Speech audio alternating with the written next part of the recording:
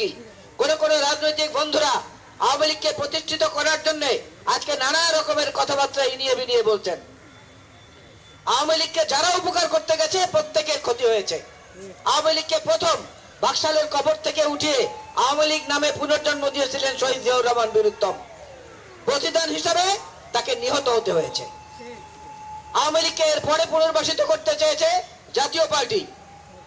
জাতীয় পার্টি এরশাদ ক্ষমতায় থাকার সময় আবার আওয়ামী লীগকে নির্বাচনে নিয়েছিল, আপনাদের মনে আছে? জামাত ইসলামও তখন নির্বাচনে গিয়েছিল ৮৬-তে, মনে আছে আপনাদের? আমি বেশি ব্যাখ্যায় যাব না, ভোটার আগে বলে যাচ্ছি। ৮৬-তে পুনর্বাসন করতে চেয়েছিল যে জাতীয় পার্টি, সেই জাতীয় পার্টির আজকের অবস্থা দেখেন, হেরিকেন নিয়ে খোঁজা লাগে কোথায় আছে। এরপরে আবার আওয়ামী লীগকে পুনর্বাসিত করতে চেয়েছে 111-এর সরকার, সেনাবাহিনী। সেনাবাহিনীর একটা অংশ আওয়ামী লীগকে পুনর্বাসিত করতে চেয়েছিল। তার প্রতিদান হিসাবে, পুরস্কার হিসাবে আওয়ামী লীগ বাংলাদেশের 52 জন চৌকো সেনা কর্মকর্তাকে হত্যা করেছে। অনেক সেনা কর্মকর্তার পরিবারকে হত্যা করেছে, 57 জন সেনা কর্মকর্তাকে হত্যা করেছে। প্রতিদান এইভাবে দিয়েছে।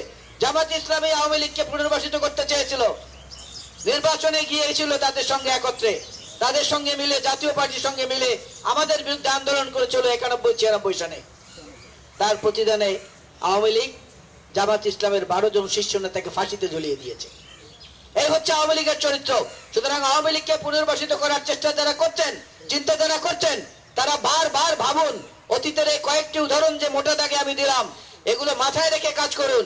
এরা যখনই জীবিত হবে তখনই আবার রাক্ষসের মতো সবকিছু গিলে খাবে, এবং যিনি সৃষ্টি করবেন সেই সৃষ্টিকে প্রথম খাবে। এটাই হচ্ছে আওয়ামী লীগের নিয়ম।